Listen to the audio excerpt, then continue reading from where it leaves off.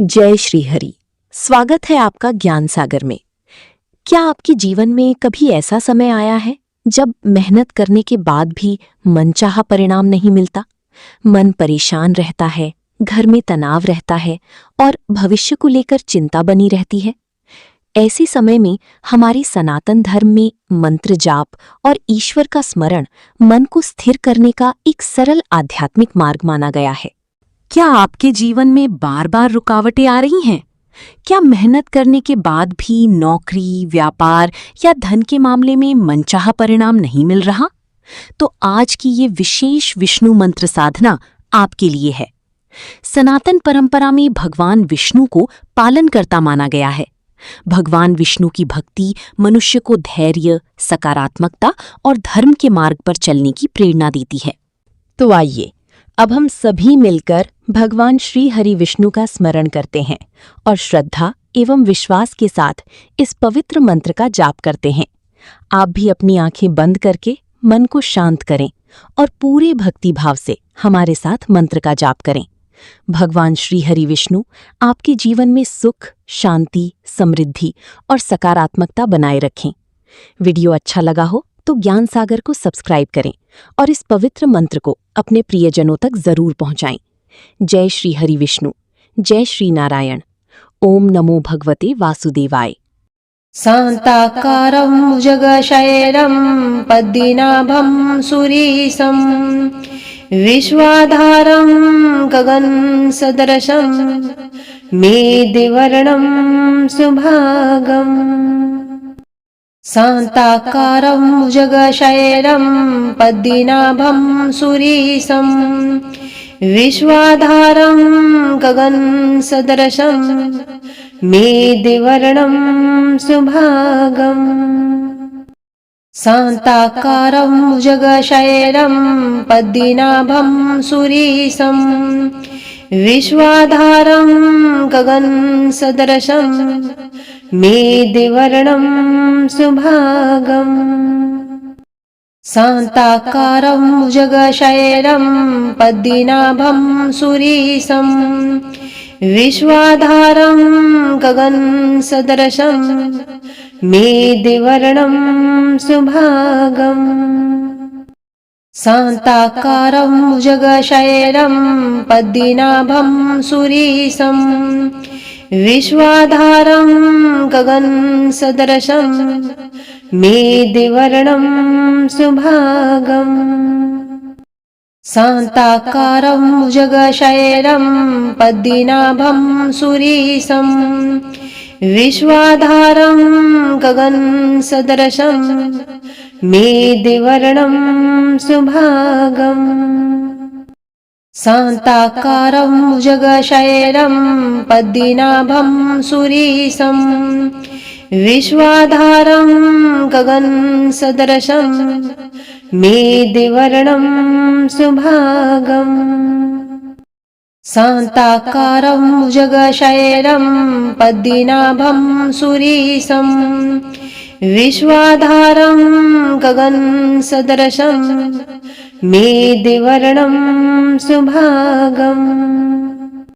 शान्ताकारं भुजगशयनं पद्मनाभं सुरेशं विश्वाधारं गगनसदृशं मेघवर्णं शुभांगम्। शान्ताकारं भुजगशयनं पद्मनाभं सुरेशं विश्वाधारं गगनसदृशं मेघवर्णं शुभांगम्। शान्ताकारं भुजगशयनं पद्मनाभं सुरेशं विश्वाधारं गगनसदृशं मेघवर्णं शुभांगम्। शान्ताकारं भुजगशयनं पद्मनाभं सुरेशं विश्वाधारं गगनसदृशं मेघवर्णं शुभांगम्। शान्ताकारं भुजगशयनं पद्मनाभं सुरेशं विश्वाधारं गगनसदृशं मेदिवर्णं सुभागम् शान्ताकारं भुजगशयनं पद्मनाभं सुरेशं विश्वाधारं गगनसदृशं मेदिवर्णं सुभागम् शान्ताकारं भुजगशयनं पद्मनाभं सुरेशं विश्वाधारं गगनसदृशं मेदिवर्णं सुभागम् शान्ताकारं भुजगशयनं पद्मनाभं सुरेशं विश्वाधारं गगनसदृशं मेदिवर्णं सुभागम् शान्ताकारं भुजगशयनं पद्मनाभं सुरेशं विश्वाधारं गगनसदृशं मेदिवर्णं सुभागम् शान्ताकारं भुजगशयनं पद्मनाभं सुरेशं विश्वाधारं गगनसदृशं मेदिवर्णं सुभागम् शान्ताकारं भुजगशयनं पद्मनाभं सुरेशं विश्वाधारं गगनसदृशं मेदिवर्णं सुभागम् शान्ताकारं भुजगशयनं पद्मनाभं सुरेशं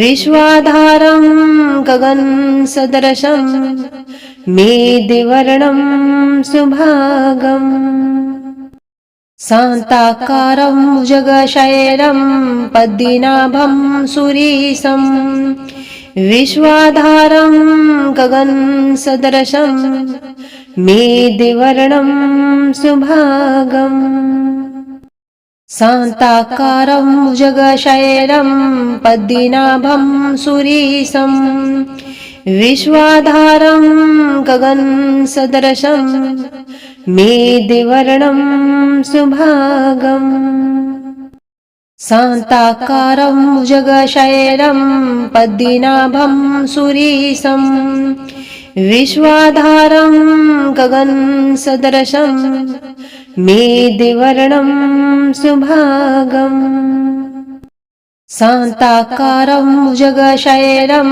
पद्मनाभं सुरेशं विश्वाधारं गगनसदृशं मेदिवर्णं सुभागम् शान्ताकारं भुजगशयनं पद्मनाभं सुरेशं विश्वाधारं गगनसदृशं मेदिवर्णं सुभागम् शान्ताकारं भुजगशयनं पद्मनाभं सुरेशं विश्वाधारं गगनसदृशं मेदिवर्णं सुभागम् शान्ताकारं भुजगशयनं पद्मनाभं सुरेशं विश्वाधारं गगनसदृशं मेदिवर्णं